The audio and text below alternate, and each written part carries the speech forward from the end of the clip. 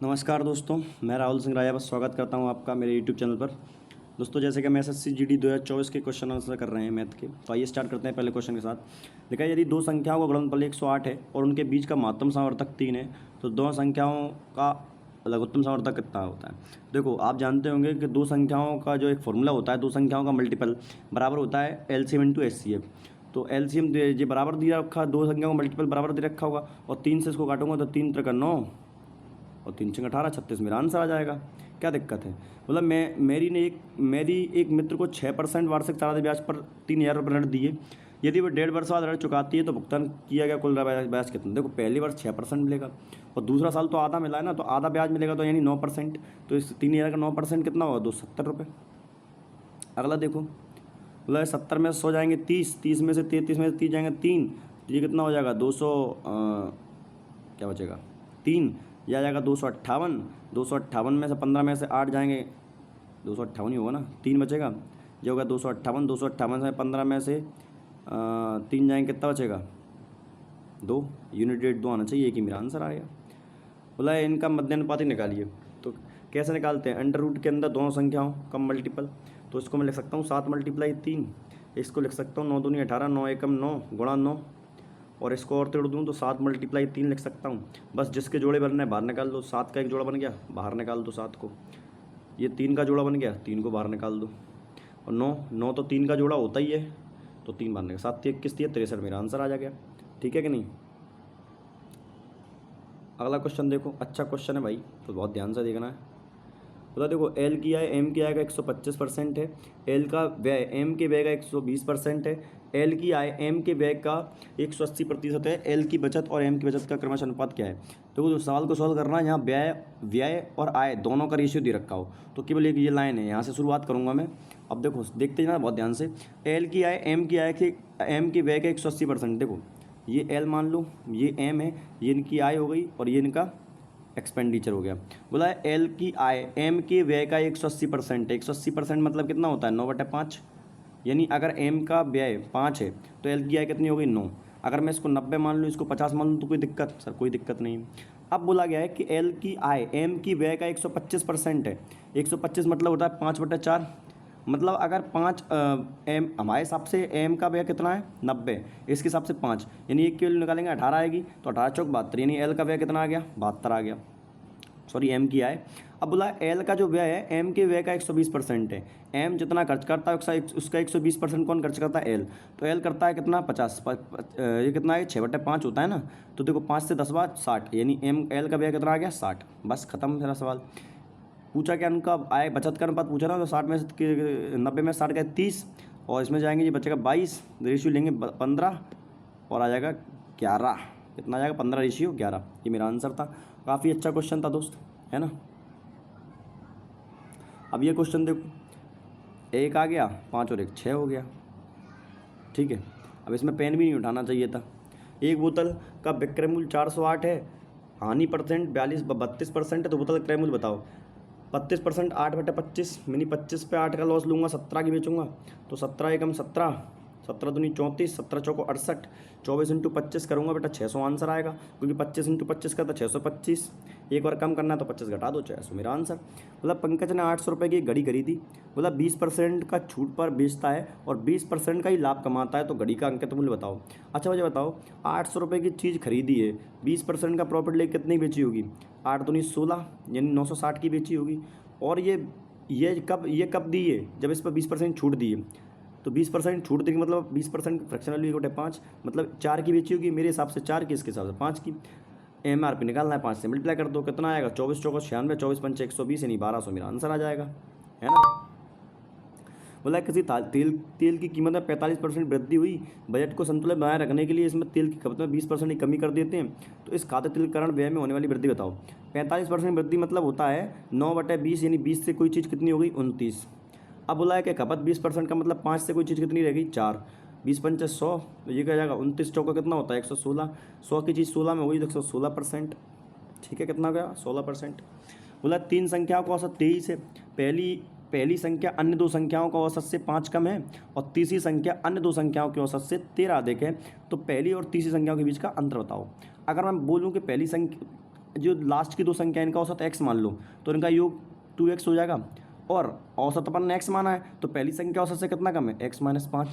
अब इन तीनों संख्याओं का योग जो बराबर होगा किसके, इन तीनों के योग के बराबर, तो 23 इंटू 3 कितना होता है 69। भैया योग यहीं से तो निकलेगा, तीन संख्याओं का साथ नंबर इंटू 23। अब देखो यहाँ से निकालेंगे तो 3x बराबर कितना आ जाएगा, ये 59 है, वहाँ पे 74 हो गया, ये आ गया x की वैल्यू आ गई 74/3। अगर मैं से 5 माइनस कर दूंगा तो ये पहली संख्या आ जाएगी कि नहीं आ जाएगी, तुम बताओ। सर बिल्कुल सही बात है, आ जाएगी, क्योंकि पहली संख्या औसत से 5 कम है, तो x की वैल्यू, तो x तो औसत आया था, 5 घटा दी तो पहली संख्या आ गई। दूसरा देखो क्या बोला उसने दूसरा बोला कि तीसरी संख्या अन्य दो संख्याओं के औसत से 13 देखें। मैं दोबारा से अन्य दो संख्याओं को औसत 13 मान लेता हूँ, और सॉरी x मान लेता हूँ, तो योग उनका योग हो जाएगा 2x, और तीसरी संख्या मैं मान लेता हूँ कितनी हो जाएगी, तो फिर तीसरी संख्या क्या हो जाएगी x प्लस 13, क्योंकि औसत से 13 देखें। और ये किसके बराबर होगा दोस्तों, ये बराबर होगा 69 की। दोबारा से देखो तो 3x यहाँ से घटाऊंगा तो कितना आ जाएगा 56, ये आएगा 56/3। ये अब देखो ये औसत आया है, ये औसत है, लेकिन अगर मैं इसमें से 13 घटा दूँ तो ये क्या आ जाएगा, ये आ जाएगा तीसरी संख्या। बस इन दोनों का अंतर पूछा था, तो देखो ये आ जाएगा 56/3 माइनस 13। अब देखो एक काम करते हैं, इसको सॉल्व कर लेते, 13 39, तो सॉरी इसमें 13 जोड़ना पड़ेगा ना, 13 39, तो 56 और 39 कितना होगा, 9 6 15, 5 3 8 1 9, यानी 95, यही होगा कि नहीं, 95/3। और ये कितना आएगा 53 6 15, गलत कर दिया गया तो 56/3, ये आ जाएगा 3x माइनस 13 66, 53 56/3, 13 39। अब देखो जरा मैं यहाँ सॉल्व करता हूँ, जगह कम बच रही है मेरे पास, देखो इधर, तो ये आ जाएगा आपका 56, 13 39 होता है ना, तो देखो 56 और 39 करेंगे तो 9 6 15, 5 3 8 1 9, ये आ गया 95/3। इसको सोल्व करेंगे 53 6 15, तो 74 माइनस 15 कितना करेंगे, तो 74 माइनस 15 करेंगे, 14 में से 5 गए 9, 6 में से गया 5 59/3। तो आ जाओ, तो 95 में से मैं घटा दूंगा 59/3, याद रखना, बटे में 3 मैं लास्ट में सोल्व करूँगा, तो 15 में से 6 गए 9 गए कितने बचे 6, और 8 में से 5 का कितना बचा 3, और बटे में चल रहा था 3 से काटूंगा 1 बटे कितना आ जाएगा 12, मेरा आंसर आ जाएगा। ये हो गया सवाल खत्म, ठीक है। ये भी एक अच्छा क्वेश्चन है दोस्त। बोला है कि किसी धनराशि पर 2 वर्षों के लिए चक्रवर्ती ब्याज 81.6, यदि ब्याज की दर 32% है तो वार्षिक ब्याज बताओ। तो 32% सक्सेसफुल लगाएंगे, a plus B into A plus B plus A into B upon 100, तो 32 64, और 32 का स्कोर होता है 1024.24 आ जाएगा, क्योंकि 100 से डिवाइड करेंगे 2 का, तो ये टोटल आएगा 74.24, सॉरी हाँ 74.24, और ये वैल्यू किसके बराबर दे रखी है 6681.6 की। अब वो वैल्यू निकालनी है 100 की। देखो इसकी भी बात क्या करेंगे, एक जीरो और लगा लेंगे तो बस पॉइंट से पॉइंट खत्म हो गया।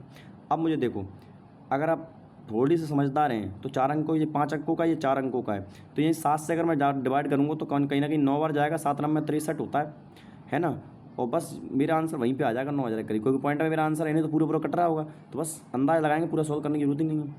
बोला 2 रेलगाड़ियाँ 73 किलोमीटर और 123 किलोमीटर की चाल से एक ही दिशा में चल रही हैं। रेलगाड़ी द्वारा धीमी रेलगाड़ी बैठी हुई व्यक्ति को 27 सेकंड में पार कर रहे हैं। अब देखो अगर व्यक्ति को पार करे तो याद रखना कि पहली रेलगाड़ी की लंबाई ली जाएगी जो पार कर रही है, तो मैंने मान ली उस लंबाई की रेलगाड़ी x है और कितने सेकंड पार करे, और दिशा क्या है एक ही दिशा में चल रही है, तो स्पीड घट जाएगी, तो हो जाएगी 50। ये किलोमीटर में मीटर बनाने के लिए 5/18 कर देंगे इसको, और कितने सेकंड पार कर रही है, ये समय आता है, समय बराबर कितना देखा 27, 9 दूनी 18, 9 3 27, 25, इसको काटेंगे 25 बार, 25 पंच 125, 125 दिया होता है 375 होता है, कितना होता है 375, ये मेरा आंसर आ गया।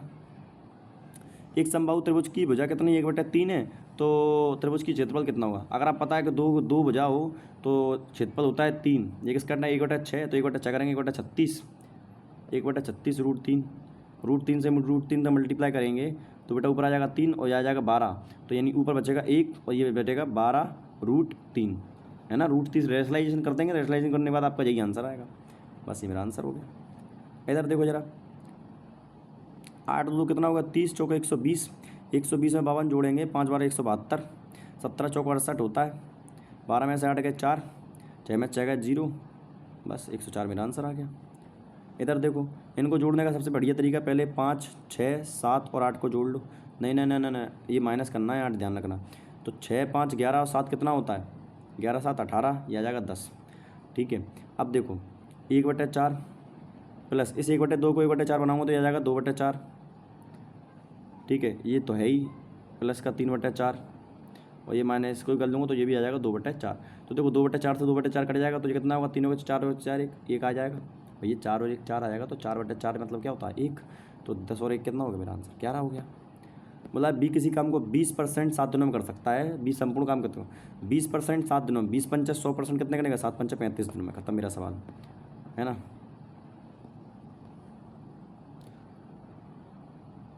बोला है सी और डी सी डी से 3 गुना दक्ष है, सी डी से 3 गुना दक्ष है। लो भैया, वे दोनों मिलकर 31 दिन में काम कर सकते हैं, तो 3 और 4 4 क्षमता से 31 दिन तक काम करेंगे, टोटल काम करेंगे। डी के लिए कितने दिन करेंगे, 4 एकम 4 4 बार 124 दिन, खत्म मेरा सवाल। बोला गया एक वस्तु का विक्रय मूल्य इतना है, 45% की छूट दी जाती है, तो वस्तु का अंकित मूल्य बताओ। 45% मतलब 5 9 45, 20 पे 9 की छूट, 11 की बेचेंगे 11, तो देखो ये आ जाएगा 3410 इंटू 11/20, 0 से 0 काट दूंगा भैया, पॉइंट में आंसर आना चाहिए यार। अच्छा सॉरी, अंकित विक्रय मूल्य दे रखा है यार, तो 11 की छूट दी गई ना, तो कितने में बेचा हो गया, सॉरी 9 की छूट, 11 की छूट देगी, 11 में बेचा गया होगा, 9 की छूट देगी, तो 11 3 33, 11 कम 11 310 गुणा 20 करेंगे, 31 दूनी 62 मेरा आंसर होता है। बोला गया एक 504 रुपये की प्रति 2 मेज बेचता है, पहली मेज 40% के आलाप पर, दूसरी मेज 40% के हानि पर, मेज दोनों मेजों का क्रय मूल्य बताओ। पहली मेज 40% का लाभ होता है, तो 5 से कितना हो गया 7, दूसरी पर 40% में 5 से कितना रह गया 3, कितना रह गया। अब देखो मेज का विक्रय मूल्य बराबर है, तो यहाँ कर देंगे 3 से, यहाँ कर देंगे 7 से, तो यहाँ भी हो जाएगी, हो जाएगा टोटल नई वैल्यू आ गई 15, ये आ जाएगी नई वैल्यू 45। बोला गया है कि 21, ये एक करे जो एक है वो कितने दे रखा है 504 के बराबर, भैया जी एक टेबल का विक्रय मूल्य ना, और ये कितना है 504 के बराबर, तो 3 से काटेंगे इसको, तो 3 से काटेंगे कितनी बार, 7 से काट लेते हैं पहले, 7 7 49, 7 दूनी 14, 3 से काटेंगे 3 दूनी 6, 3 चौक 12, 24 आ गया। बस किसके लिए निकालनी है 50 की, क्योंकि क्रय मूल्य पूछा दोनों का, कुल क्रय मूल्य 24 पंचे 120 यानी 1200 मेरा आंसर।